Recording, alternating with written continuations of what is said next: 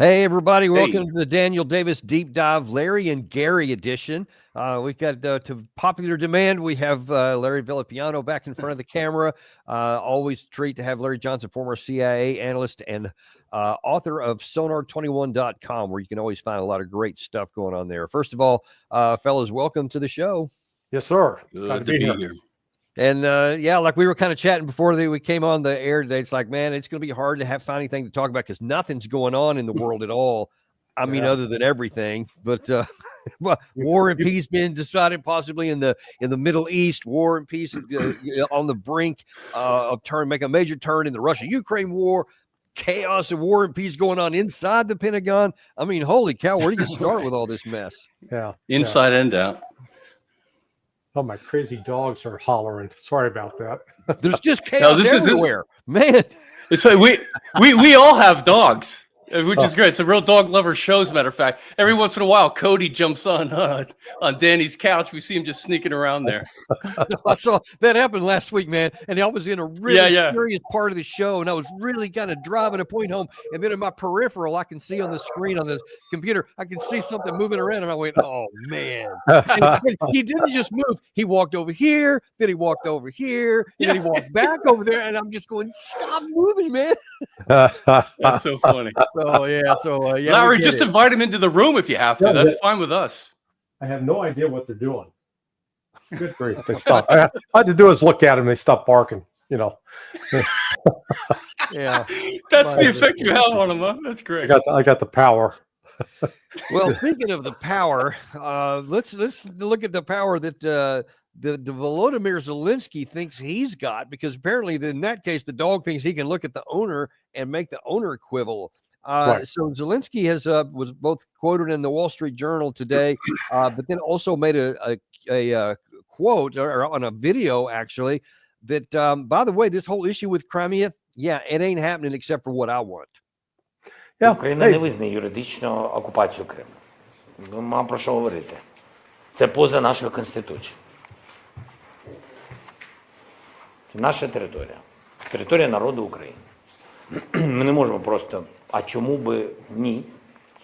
Чому не буде? Мені здається, що that facial expression that he put there with this big dramatic pause and like it's not going to happen. Like, and what are you going to do about it? Well, okay, there is something that can be done about it, but I mean, what say you, Larry? Well, J.D. Vance said it 6 hours ago. He said either Russia and Ukraine agree and get this thing moving, or we're out of here. We're out.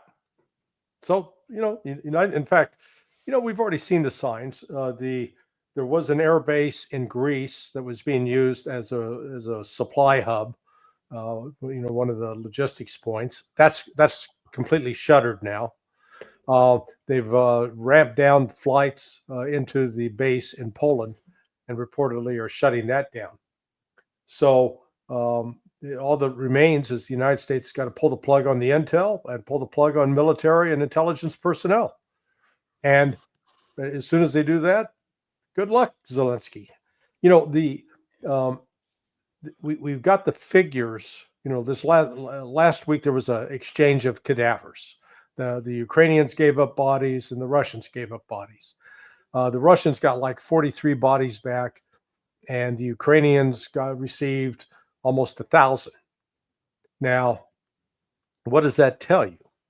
Well, one thing, it is a sign of the disparity in the fatalities that are suffered by the Ukrainians. But someone could say, well, that's just because the Russians have advanced farther, and so they're more likely to come across cadavers of Ukrainians. And you think through the logic of that and say, yeah, what about that stalemate that we've been hearing about? Because if there was a stalemate, you'd be given back the equal number of bodies, because nobody's taking any territory, nobody's moving anywhere. But that's not what's happening. Russia is moving all along the front, north to south. And it's been that case since January 2024. There's not a single town, village, or city in Ukraine, in the east of the Dnieper River, that Ukraine has taken from the Russians and held. Not one. Whereas there's a long list of villages, towns, and hamlets, everything like Bakhmut, Avdiivka, Suja, we go down the list. And there's going to be more. There'll be Slavyansk and Kramatorsk, and, one of these days it's going to be Kiev and Odessa. Wow. Yeah, there was a lot of, I guess for a long time, let's see, what was it down there in the south? Where for the longest time, Vuhledar, where Ukraine did hold very tenaciously on for like 18 months or something. Yeah. And then they finally had that one lost, and it's been moving forward ever since. But I want to jump back to this whole issue with Zelensky and who's the top dog, et cetera. Because he really confidently made that statement. You saw him just kind of like this, what are you going to do about it? Well, that didn't go over well with the actual top dog, that the president of the United States, who on Truth Social less than 2 hours ago posted this in direct response to Zelensky's statement. He said Zelensky is boasting on the front page of the Wall Street Journal, and in that video I told you that Ukraine is not legally recognized, blah, blah, blah. And then he says, nobody's asking Zelensky to recognize Crimea as Russian territory. But if he wants Crimea, why didn't he fight for it 11 years ago, or Ukraine, when it was handed over to Russia without a shot being fired? There are also houses for many years before the Obama handover, major Russian submarine bases. Inflammatory statements like Zelensky's make this so difficult to settle the war. He has nothing to boast about. The situation for Ukraine is dire. How can he have peace, or can he fight for another 3 years before losing the whole country? I have nothing to do with Russia, but have much to do with wanting to save, on average, 5,000 Russian and Ukraine soldiers a week who are dying for no reason whatsoever. The statement made by Zelensky today will do nothing but prolong the killing field, and nobody wants that. We are very close to a deal, but the man with the no cards to play is now finally saying, let's get it done. So, I mean, that sounds pretty strong, especially, and we'll show it in just a minute, that in case anybody missed it, what Vance said from the tarmac there, but that's from the man himself. It's basically has all but said, we're ready to walk. Yeah. That's what you call reading somebody the riot act. Yeah. This Ukraine was supposed to sign tomorrow, the rare earth deal. We're not hearing anything about that. And I don't think how many times have we been at the signing ceremony? That's 3 times that we've been there and we haven't signed it yet. So we'll see if that happens. Well, and candidly, if I was Ukrainian, I wouldn't sign the deal. I mean, good God, it's, it's giving away everything. But it's one of the, in fact, I'm beginning to suspect that Trump put that specifically on the table as a demand in order to force a separation with Ukraine. That this was a deliberate effort, knowing that it would sabotage it. But the Zelensky, he's unbalanced. There's no other way to describe it. He is not in touch with reality. He doesn't. You can deny all he wants that the Russia's getting beat. I mean, they keep putting out information, and it's repeated by the Brits, and the Institute for the Study of War. These delusional folks in Washington and in London keep repeating the nonsense that, oh yeah, boy, Ukraine's winning, man. They got the Russians right where they want them. Well, you've mentioned it a couple of times already, but somebody who is not saying that the Ukraine side has the Russians where they want them is the Vice President of the United States. Yeah, you mentioned this before, Larry. We've got it. We've issued a very explicit proposal to both the Russians and the Ukrainians, and it's time for them to either say yes or for the United States to walk away from this process. We've engaged in an extraordinary amount of diplomacy, of on-the-ground work. We've really tried to understand things from the perspective of both the Ukrainians and the Russians. What do Ukrainians care the most about? What do the Russians care the most about? And I think that we've put together a very fair proposal. We're going to see if the Europeans, the Russians, and the Ukrainians are ultimately able to get this thing over the finish line. Again, I feel pretty optimistic about it. I think everybody has been negotiating in good faith, but it's now time, I think, to take, if not the final step, one of the final steps, which is at a broad level, the parties saying, we're going to stop the killing, we're going to freeze the territorial lines at some level close to where they are today. or we're just going to walk away. I mean, I think that's where we're at. And it's up to Kiev and to Brussels and all the other capitals in Europe to figure it out. What do you think happens here? Well, we're going to walk away. Let me point out. Did you hear what Peskov, the Kremlin press spokesman, said just a little bit ago? Did not see that. No. In an interview with Lapointe, he said, Ukraine must withdraw its troops from the territories of Donbass and Novorossiya, which have become part of the Russian Federation. There will be no reset, rollback, or surrender of any new regions. This is not even a subject for bargaining. It's a closed topic. Oh, wow. That's a major, major statement. I had not seen that. I thought you were going to say the 4 regions of the annexed territory, the administrative borders. That's not Novorossiya. Novorossiya is much more than that. Yeah. Sumy, Dnipropetrovsk, Odessa. No, Russia's going to, they put up with this, I think, about as long as they care to. And, they want to have an open relationship with the United States. They want to, a friendly relationship, have normal relations. But Putin made it very, very clear 4 weeks ago now when he spoke to that group of Russian industrialists and businessmen. And he said, look, guys, if you're planning on an era where we're not going to be sanctioned, where we're not going to have to deal with tariffs, where the United States is not, and the West are not going to be trying to impose some attack on us, economic or otherwise, you're dreaming. That's never going to happen. So we got to go forward recognizing that's the world we live in. We're going to defend ourselves. We're going to defend Russian interests. And the statement now by Peskov is as clear as it can be. And there is nothing that Donald Trump can offer the Russians that will say, "Oh man, that's a great offer. Let's have a ceasefire." And yeah, we'll give back those territories that voted to become part of the Russian Federation. Well, we didn't mean it. It's not going to happen. And so the delusion that's on our side of the ocean has got to be put to bed. Well, it sounds like that's going to happen sooner rather than later, and possibly even later this week. Yeah. As Trump said a couple of days ago that he's going to announce the details of his offer in 3 days. He said, I think 3 days would have expired tomorrow. But in light of these comments here, and in light of the fact that there was supposed to have been a meeting in London today of at the ministerial level, defense ministerial level, that didn't happen, and Kellogg basically went there by himself along with the Ukrainian delegation, so they're all left holding the bag and not really anything to talk about because everybody else, to include the host London, actually didn't send their foreign minister Lamy either. So, their foreign minister, Yeah, they didn't send anybody there. But now then, and Rubio, this is also in the Ukrainska Pravda released today. It essentially just says, yeah, we're there now. Maybe not later, but we're there now. And there's not going to be any kind of deal done, or we're just going to walk. I mean, he repeated the same thing that they've been saying. So all the people are saying, Secretary of Defense, Vice President, President, they're all saying the same thing today. Yeah. Really, all the finality that's coming out right from all the different the players of the game here, right?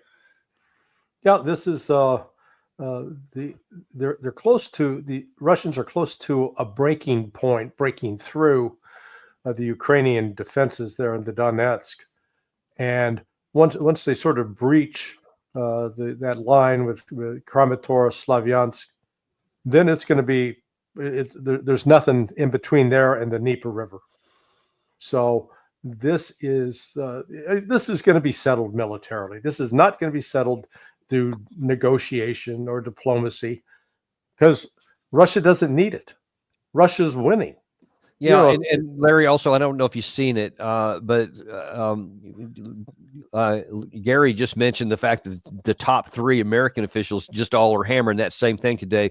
Well, in addition to what Peskov said that I didn't see, what Putin said that I did see was he had another meeting of his industrialists, and he said, listen, we are going to drive even harder in this year with it expanding our military capacity, expanding the number of drones, expanding our military, redoing our doctrine of how we fight in light of the modern warfare. Everything he's talking about is we're at the beginning of the continued escalation, not even hinting that, but hey, maybe the thing will be over with shortly. Do you think that timing of that meeting was any coincidence? No, I don't. I'm not a big believer in coincidence. I think it's planned. Putin is he's a man of incredible patience and forbearance, because and you've said this as well, that if Russia had done to the United States using a proxy like Mexico what we have done to Russia using Ukraine as a proxy, we would have gone to war. We would have been firing intercontinental ballistic missiles at Russia. And yet Russia has held off. And I argue one of the main reasons for that is Putin and the Russian leadership, they all understand the actual cost of a war. Because when Russia lost 27 million in World War II, that memory sticks with them. Whereas in the United States, we hardly lost anybody in World War II. We lost 400. I've seen different numbers. Up to 470,000 is probably the top number. Killed in action across all theaters. That was only that was actually total deaths. It was actually 270 combat deaths, interestingly. Well, I think that was in Europe. But if you add in the Pacific, actually, what's interesting, I went online to try to search it out. You'd think after all these years, we would actually have some solid numbers. The numbers are all over the place. Yeah, I've noticed the same. Yeah. So, but the point is, we make money off of war. We don't lose fathers, mothers, brothers, sisters. A few people did, but they're a minority.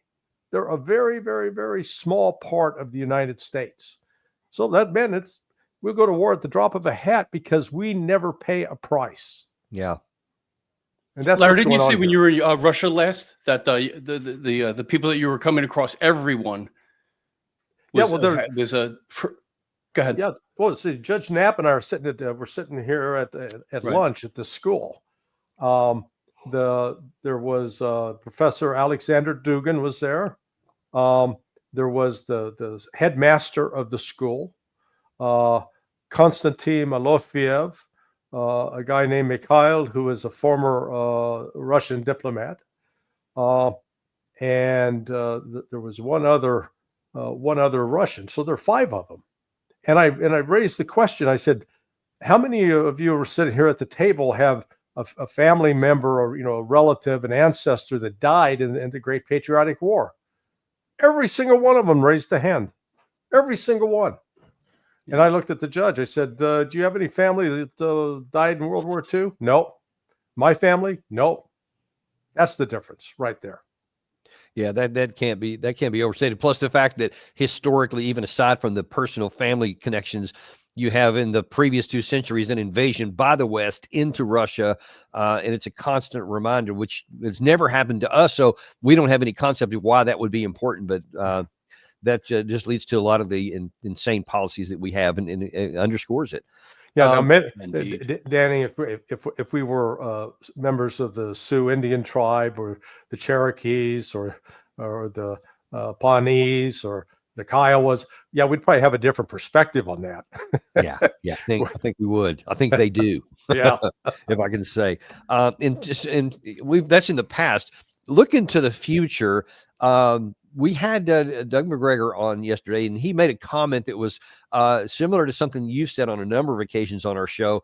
And I wanted to play it and get your view on how realistic you think what he said is in relation to a certain person and a 60-day time frame.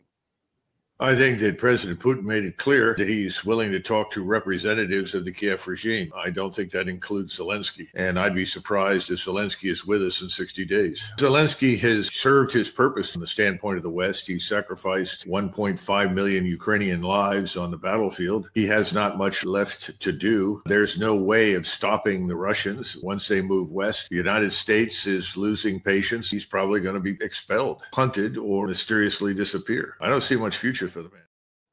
How about you? Do you see much future for the man? No. I've given up though my predictive abilities with respect to how long he'll be around. I think I agree with Doug. You look at it objectively. There's no way he should be able to continue walking around, and particularly when the United States with pulls out, and we drop the intel sharing, particularly. That's going to be a blow to them. And the Russians at the same time are going to be stepping up the attack. It wouldn't surprise me that we'd see an direct attack on Kiev by the Russians by July. And so at that point, if he's still around, he's going to have to flee. He'll be heading off to Lvov or maybe even London, who knows, or Paris. Larry, doesn't there come a point to where the people of Ukraine can at some point go, hang on a second, we could have just followed the Minsk agreements and there wouldn't have been a war. We could have taken Istanbul and it would have been over in a couple of months. We could have negotiated in 2023 after our failed offensive, and we could have taken the deal that Trump offered here. And now all of a sudden there's artillery shells landing in Kiev again. Who's responsible for this? And then they take action. Yeah, well, part of the reason there's no action is the information flow, the control of the information. And, I think you've picked up on that when you have, is it Admiral Jeremy? Commodore Jeremy, yeah. Commodore Jeremy. And he notes that in a place like the United Kingdom, the mass of people have no idea what's actually happening on the ground in Ukraine, because they're fed such a steady diet of disinformation or lies about it. So the same thing is taking place in Ukraine. The only thing, though, that I think there is it's sort of tough to hide the number of casualties, and the people who have lost sons and fathers and brothers, they are speaking out, and so that this could become a real issue, but. I don't candidly know how Zelensky manages to hang on. I think part of what it is that the Ukraine social media apparatus, the machinery behind it, is so sophisticated and so well done and relentless compared to, let's say what Russia's doing. There's just no comparison. They love to highlight, for example, their hidden drone factories that they've got going. They make 4,000 drones. What is it? I forget how often. I wish I had the numbers off the top of my head, but they're producing so many drones, and that's just one of the aspects that they think that they are able to, that they will ultimately be able to overtake Russia because of what they're doing, for example, like that. And then just the TikToks that they put out, and again, all the media you guys have seen all the highly produced videos that they end up putting out. I mean, they spend a good amount of time on it, and it's effective. And I think that's one of the things that is helping to produce the aura of them being able to fight for victory. Yep. But artillery shells falling in Odessa, or airstrikes going on, and troops within range of those major cities may pierce that bubble. But we'll have to see. It reminds me of the whole Baghdad Bob thing back in the Persian Gulf War, in 1991, when he was, kept saying, "There's no tanks in here. It's all fiction," as the tanks are rolling around the corner. So we may come into a moment like that. We'll see. I want to slightly shift gears here a little bit and talk on a separate issue. This is also something that you've mentioned before, but I wanted to put it in here because Professor Jeffrey Sachs, who we've had on the show a few times, and it is really calls things like they are. Right. Talked about how we got here. We're kind of looking at where things may go now with this negotiated whatever. But in answering this question, he was this past week was in India at a conference and was asked a pointed question about how this could end. And instead of just answering the question, all right, well, here's where I think it's going to go, he backed up a pretty good ways to show why what he would then say is the case. Watch this. I was there when Gorbachev ended unilaterally the Soviet military pact called the Warsaw Pact. He ended it and said peace, and the United States should have ended NATO at that moment. But the United States didn't end NATO. The United States immediately said, we expand NATO. Actually, not immediately. They told President Gorbachev on February 7th, 1990, James Baker III, NATO will not move 1 inch eastward, not 1 inch.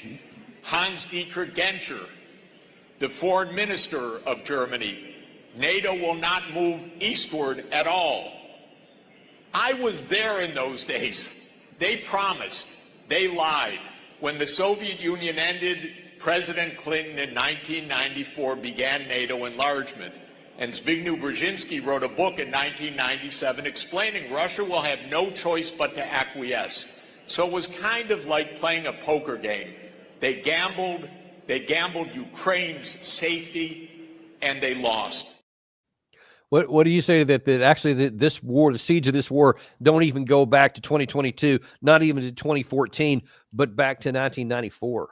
Yeah, no, it's absolutely right. In fact, the first agreement with respect to military cooperation with Ukraine was signed in 1997. So, and then, I've made the point repeatedly that the annual NATO military exercises and the annual EUCOM exercises, they started in 2008 with Ukraine. Ukraine has been a de facto member of NATO for the last 17 years, since at least 2008. And it was always a stage, if you will, for military exercises. There was, at the very start of the special military operation, I looked up the Yavoriv. This was like after Yavoriv had been hit with one of the first Russian missiles and killed a bunch of foreigners, and looked it up. Well, they're on the NATO page, or it was on the EUCOM page. They were talking about this great cyber warfare exercise that they had carried out that was teaching offensive, and this was on the plate, offensive operations in Yavoriv against Russia. And, we've been doing this for so long that to pretend that, oh my God, I don't know what these Russians are upset about. They're just, they said they're awful prickly. And They're awfully prickly. Yeah. We have been on a path to war with Russia where we've been finger poking the bear for a long time.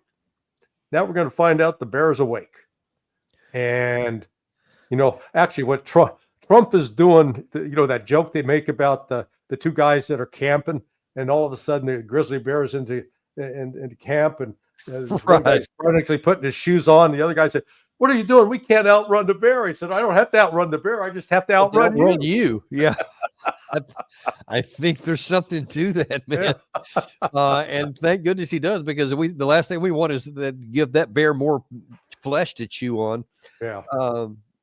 I want to slightly shift gears here into another issue that a couple of different issues here. First of all, we'll go to the Middle East. And unfortunately, if I think that Trump is doing, at least taking us in a good direction and making some hard decisions that are very unpopular, but the right decisions in the Russia-Ukraine war, it's a little bit more dicey on the Iran war. Now, here we have not a member of the administration, but somebody who is close to the administration and is definitely trying to push them in a certain direction vis-a-vis Iran. The president of the United States is unequivocal in what he's saying. Iran will not have a nuclear weapon. And he's issued them an ultimatum. And that ultimatum is pretty simple. Voluntarily dismantle your nuclear enterprise completely. And that means give up the enriched uranium, destroy the facilities that make the advanced centrifuges that enable that enriched uranium, destroy the ballistic missiles that would deliver the weapon systems, open Iran to anywhere, anytime inspections, and do it all by a date certain. Now, Trump himself has been very hawkish, like he was early in March, or very optimistic as he was just a couple of weeks ago, and saying, no, I think we can work out a deal here. So it's not clear where he stands, but it is clear that he is getting a lot of internal pressure really from both sides to this. How do you see that dynamic playing out right now? Well, I think it's the Zionist lobby, the power of AIPAC, and the power of the neocons. They're working overtime to sabotage the deal. And, that gap that took place between, last Saturday and the Saturday before that, So the Saturday before that, the first meeting that Witkoff had with Rakci, the foreign minister of Iran, came out, and it was pretty upbeat. And they were talking about just caps on nuclear enrichment. And during all of that, both before the meeting and after the meeting, you've got the Iranian foreign minister going to Russia to talk. So Russia's still relevant to this, and I'll get back to that in a moment. Then they during that week, Witkoff then did a complete reversal of, oh, no enrichment. And I'm thinking, man, so the meeting that was going to take place, that took place last Saturday, thinking, we'll find out if we're going to war or not. And the Iranians come out of the meeting very upbeat. Hey, good meeting. We're going to put a technical group that's going to have an experts group that we're supposed to meet today in Oman. Now, I've heard different reports that it was taking place and not taking place, but they were going to meet. And one of the issues that I was sure was going to be discussed is Iran is not going to give up its ability to enrich uranium. It's going to continue that. However, it will do low enrichment, LEU it's called. The issue is 20%, because 20% is used for medical isotopes, and that's used for treatment of cancer and and other medical research. One of the roles that Russia could play in this is convince Iran, go ahead, give the Americans, tell them you'll no longer enrich at 20%, and we'll supply all you need on the medical isotopes. That's one way a deal could come out. And they were supposed to prepare that as a paper to be delivered on Saturday. So now we'll see what takes place on Saturday.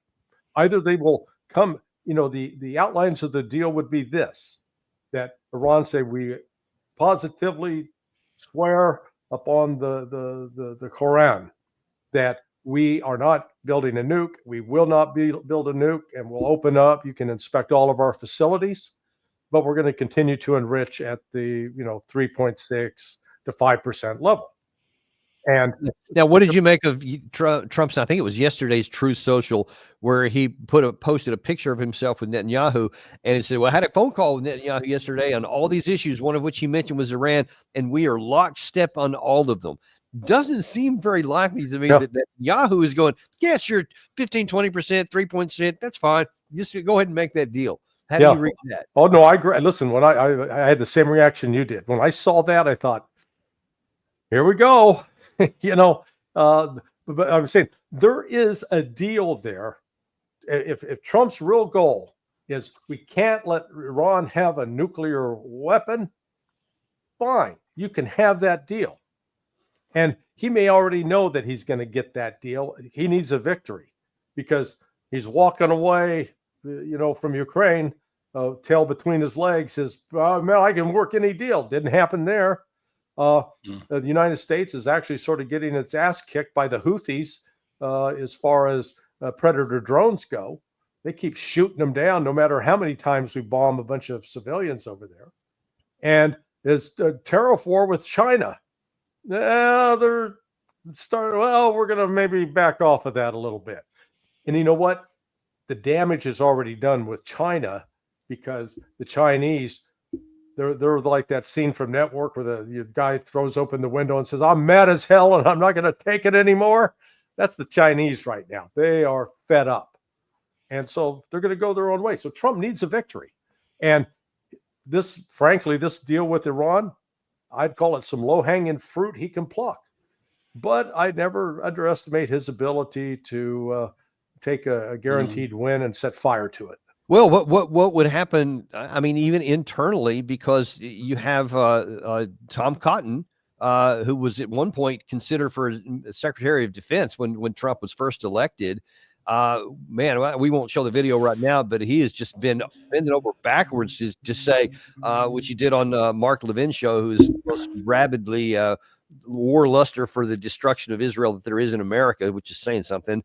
But on that show, he said, we should be afraid of Iran, and they pose a real threat to America, and we have to take them out because they're not a rational actor. They can't be deterred because they're this radical Islamic thing. And if they get the bomb, they'll probably use it. So that kind of pressure inside is going to be mitigating against Trump doing that, but I don't know how powerful it's going to be. Well, I don't know if you saw the RT correspondent. Her name's Maria Finoshina. She asked the spokeswoman for the foreign ministry, "Hey, you're saying that Iran can't have a nuclear bomb? Well, why do you get to have one?" Oh man, the woman had a meltdown. Oh, Iran is always attacking and bombing others, and I'm thinking, hello. Wait, who's attacking and bombing whom? It was the damnedest thing to Ouch. watch. She pretended like, yeah, look at all the violence that Iran's unleashed in Lebanon and in Syria, and I'm going, and in Yemen. And I said, "Hey, lady, do you even pay attention to what your own government's doing? I mean, for God's sake." Yeah, I'm like, wait, all those three countries are ones important to look at, but who's doing the violence there, by the way? Yeah. And it's just that's a mess. And that kind of comment by Cotton, again, it's just ignorance, because I did a piece the other day on the actual international terrorist attacks, because the U.S. State Department the intelligence community collects the data, and then they're put into an annual report that is delivered to Congress on the end of April. And it's now called Country Reports on Terrorism. We used to call it Patterns of Global Terrorism. Well, the pattern is very clear.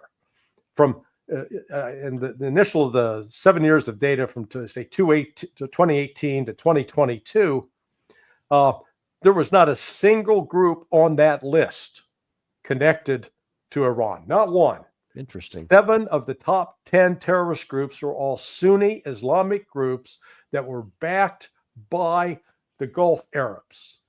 And that was just counting incidents. Then when you get down and jump, you can see the chart right there.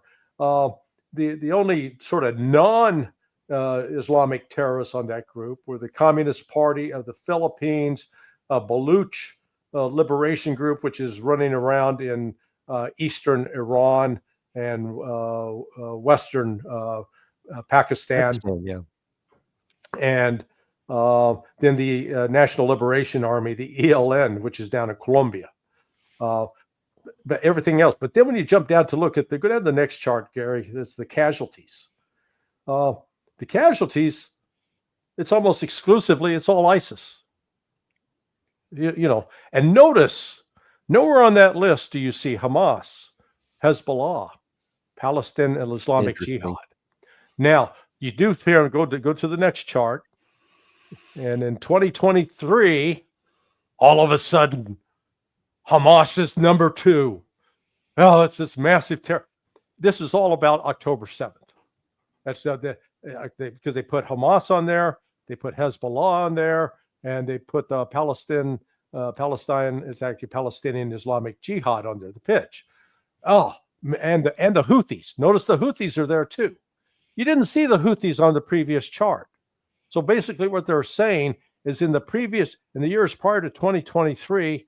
The Houthis and the Hamas and Hezbollah and the pitch, they were not major terrorist forces of international terrorism, which puts exposes the lie that Iran's the number 1 sponsor of terrorism. But go down again to the bottom on who's doing the killing.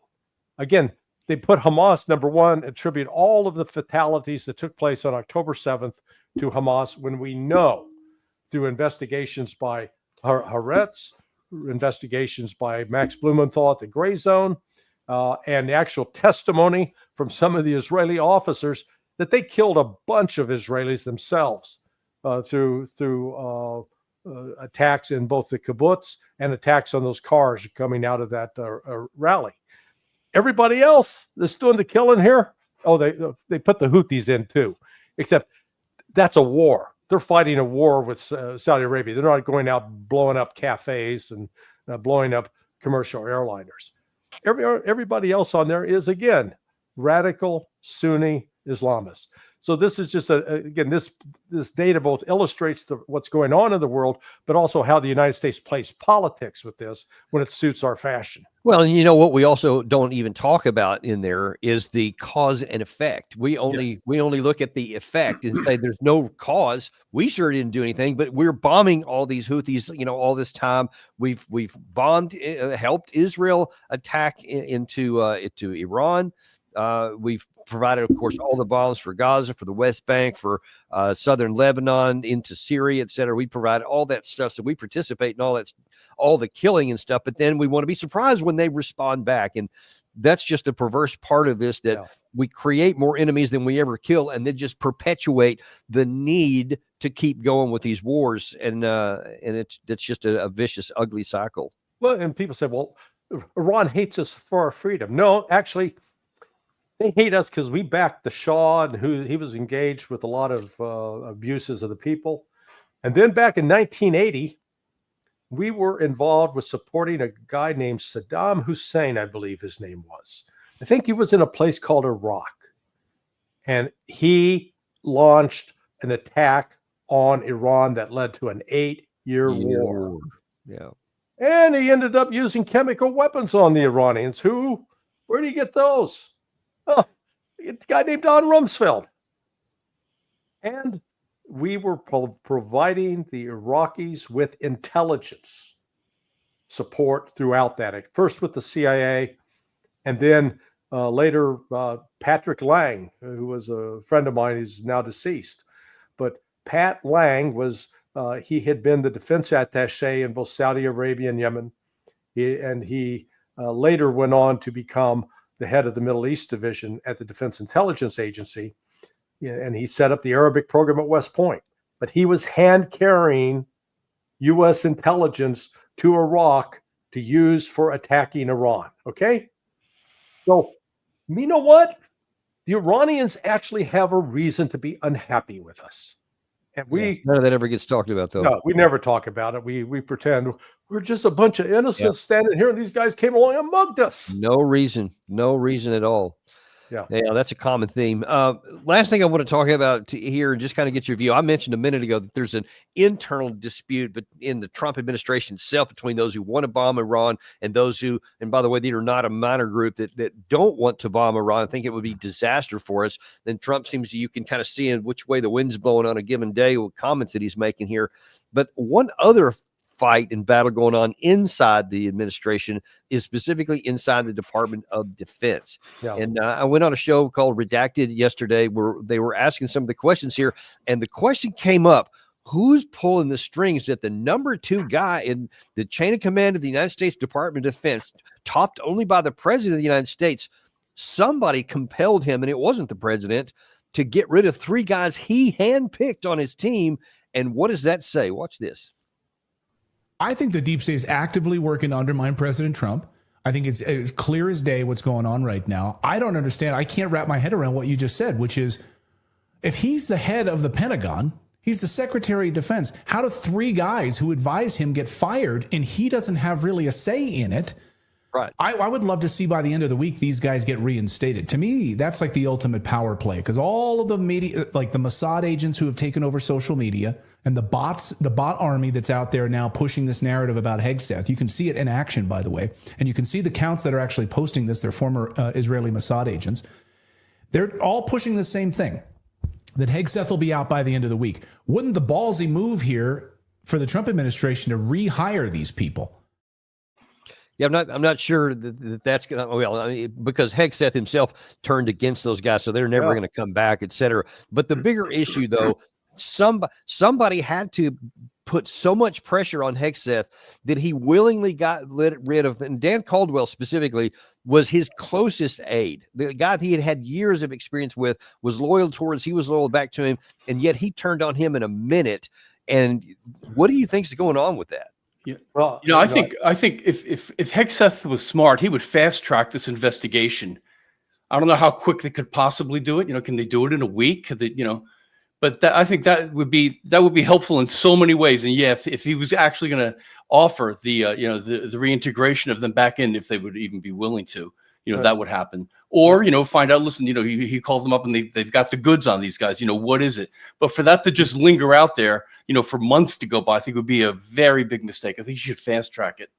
Well, when you put the cart before the horse, so when you fire people before doing an investigation, when you fire people before providing evidence, when you fire people before giving them a chance to explain or defend themselves, you've proven yourself to just be a foolish tool. And I saw Danny, your comments on it the other day, and I'd watched Tucker's interview with Caldwell, and yeah, this was I didn't realize there was that kind of relationship between Caldwell and Hegseth, and so this kind of betrayal, and it followed compounded by Hegseth pretending that these leaks were just a bunch of disgruntled former employees. You know what? Yeah, I bet you they do have some dirt on him, but it was that one incident alone highlighted that there are still other people in the Hegseth sits in the big chair, but he's not in control. Somebody else is pulling the strings on this. Yeah, and I don't know if that's what I want to know. Wiles, which I suspect it probably is Susie Wiles, and the way the Zionists have got their teeth into the American political system is disgusting. But it is what it is. That it's going to take something like an attack on Iran, where the Israelis think that they can pull it off, and they'll suffer a terrible defeat. These people in the West that continue to insist that, oh yeah, man, we Israel and the United States really did some damage to Iran's air defense system in October 27th. No, they didn't. I know even Caldwell sort of admitted that, yeah, there was some damage, but he knows the story, and he was careful not to say what he actually knew because it was classified. But I haven't had access to the classified information, but all I could do is watch the videos of the inbound missiles from Iran getting shot down. Whereas we also had videos of Iranian missiles going into Israel that were not shot down. Yeah. I mean, they were, and again, that was Iran sending a message. They weren't trying to carry out an actual military operation to destroy. But by God, if Israel tries that again, there will be destruction in Israel on a scale that they have never experienced, and it will raise the prospect of the use of a nuclear weapon by Israel. Right. Yeah. Actually, I was going to ask you that question because I perceive, and I have not heard this from anybody else, this is just my speculation, that one of the reasons why Iran has been so, I won't say tame, but restrained in its responses to getting its embassy destroyed in Syria, having its inauguration interrupted by an assassination by Israel inside their capital city, etc., by these strikes that have gone on, is because I think that Israel has said, hey, if you do any of this stuff that actually harms us, you're going to have a nuke and you won't be able to survive that. What do you think of that possibility? Well, that's a possibility, but I actually think it's been China and Russia have played the greater influence on calming Iran down, because they're looking at it in the broader context of how this could get out of control. And they both have interests, economic interests, and security interests. Yeah. Because remember, during that period, Iran was in negotiations with Russia over that comprehensive security agreement that they signed January 17th. They didn't just meet the week before. That was, they had 47 articles. So it was a comprehensive document that was committing Russia to have a relationship with Iran that went beyond military, that went to included intelligence, included the economy, included the nuclear cooperation, included international diplomacy. So I think Iran was taking a lot of advice on that front. And the Chinese are working as well behind the scenes. You saw what happened last week where the Mohammed bin Salman's brother, the defense minister, showed up in Tehran. And man, they had when they got done with that meeting, they were going out to buy furniture together. I mean, there was a, they got it was the words that were exchanged were basically, "You're my brother, and anything you need, I'll come to your aid as an Islamic brother." Huh. That's a big deal. Now, they weren't happy in Washington, D.C., and I guarantee you they weren't happy in Israel to see that. But that's what I'm saying. There are moving pieces with China and Russia that we're not seeing that are because they're a lot more mature than we are, and they are much smarter in recognizing they don't want to set the damn world on fire. And yet we always use, they're trying to take the world over, so we got to go kill them. That's been our shtick now for 70 years. And what has it got us? Deeper in debt, to trillions in debt, and no safer, with a lot of military equipment that's very expensive that doesn't work very well. I mean, so at some point we got to wake up and say, we got to stop this. This is destroying America. It's not making America great or stronger or better. It's destroying us. It's like a cancer.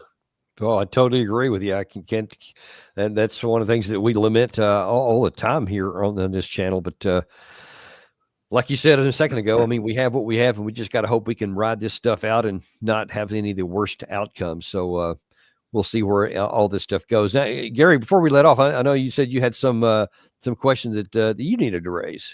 Oh no, I don't need it. I'm just curious. With the what you guys thought about what's going on with the was it November? No, May. Pardon, November. The May 9th victory parade that the Kremlin is throwing. What's your take on should there's several that have already agreed. China's agreed. Let me see. Brazil's agreed. You can go down the list. Vietnam's agreed. I mean, there's like 10 dignitaries that have, or more than 10 that have even agreed to it. Mongolia, Slovakia. Yeah. FISO's going to be there. Could you imagine Trump accepting that and showing up? Yes. Yeah. What's your take on should Trump dare to show up on Victory Day? Oh, it would be a terrific move on his part to do it. I think so too. But the problem is you've got this. I was watching Sky News yesterday just to see what the Brits were saying, and they're saying, Trump is just taking Putin's talking points and repeating. I mean, that crap. It's like just because Vladimir Putin says that the sun rises in the east, and then I come out and said, I'm not saying the sun rises in the east because I'm using Putin talking points. It's an objective damn fact. I'm saying it because that's where it rises. It's that simple. Yeah. So it would be that would be an outstanding move by Trump, and I think he'll miss that opportunity. Unfortunately, I'd love to be proven wrong. Yeah, on that. but the reason why I think even if it might be a good idea on one hand, because it's like, hey, we're looking to go beyond this whole war. We need to get reestablished, normalized relations with a nuclear power so that we can manage global security, for crying out loud. Right. It's in long-term interest of everybody. So in that sense, it would make sense. But this other side is so powerful that they would absolutely excoriate Trump if he went and said, see, you really are a stooge of the Russians. You're just going to sit there and be a prop in their parade and all this kind of stuff. And he would just be excoriated. And I think that it would cost him political capital that he would not be able to use elsewhere. I think that they would just come after him with knives. Yeah, they would. But again, part of being a leader, if you're going to be a real leader, is setting the tone and say, hey, we're not doing that anymore. We're going in this direction. Follow me. That's being a leader. Yeah. I think history would look fondly at that. Well, you said the short term might be painful, but I think long term, I think it would be a big deal.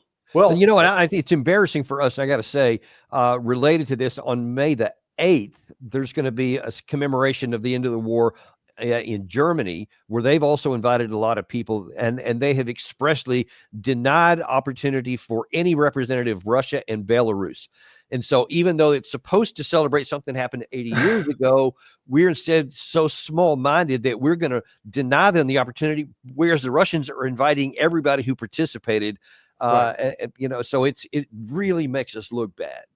Yeah, no, it's pettiness on our part. But I know there's some concern that would Ukraine like to try an attack on that event? That would guarantee the absolute end of Ukraine, and I mean, because not only would they be attacking Russians, Chinese are there, Xi Jinping is there, leaders, maybe Mohammed bin Salman will be there, and all the other dignitaries that from other countries. Yeah, that would ensure a global war against Ukraine at that point.